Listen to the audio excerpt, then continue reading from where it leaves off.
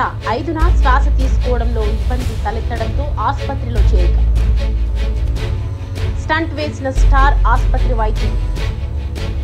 అయినా పరిస్థితి విషమించడంతో ఇవాళ తెల్లవారుజామున తుది శ్వాస విడిచిన రామోజీరావు. రామోజీరావు మృతి పట్ల సంతాపం తెలుపుతున్న పలువురు ప్రముఖులు.